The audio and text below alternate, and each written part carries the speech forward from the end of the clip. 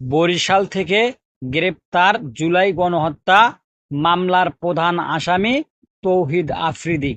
সোমবার 25শে আগস্ট পুলিশের অপরাধ তদন্ত বিভাগ সিআইডি এর আবেদনের পর ঢাকা চিফ মেট্রোপলিটন ম্যাজিস্ট্রেট আদালত তৌহিদ আফ্রিদির রিমান্ড মঞ্জুর করেন। মামলার তদন্ত কর্মকর্তা সিআইডির পুলিশ পরিদর্শক খান মোহাম্মদ ইরফান আবেদন করেন। এর আগে রোববার 24শে আগস্ট সিআইডি বিশেষ অভিযান চালিয়ে বরিশাল থেকে গ্রেপ্তার করেন জুলাই গণহত্যা মামলার অন্যতম আসামি এবং কন্টেন্ট ক্রিয়েটর তৌহিদ আফ্রিদিকে। গ্রেপ্তারের বিষয়টি নিশ্চিত করেছেন সিআইডির বিশেষ পুলিশ সুপার জসিম খান।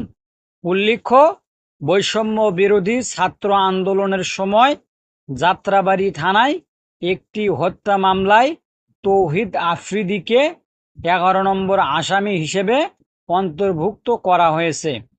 মামলায় মোট 25 জনের নাম উল্লেখ রয়েছে এবং অজ্ঞাত আরও 150 জনকে আসামি করা হয়েছে।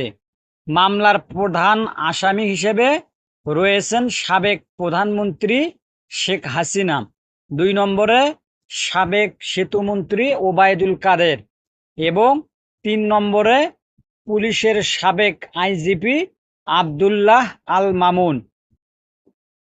এই মামলায় আরও একটি গুরুত্বপূর্ণ গ্রেপ্তার ঘটনা ঘটেছে।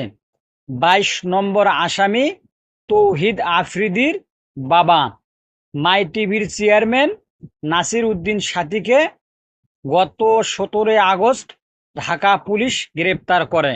এই ঘটনার পরিমাণ অনুযায়ী সিআইডি মামলায় আরও তল্লাশি ও জিজ্ঞাসাবাদ চলবে।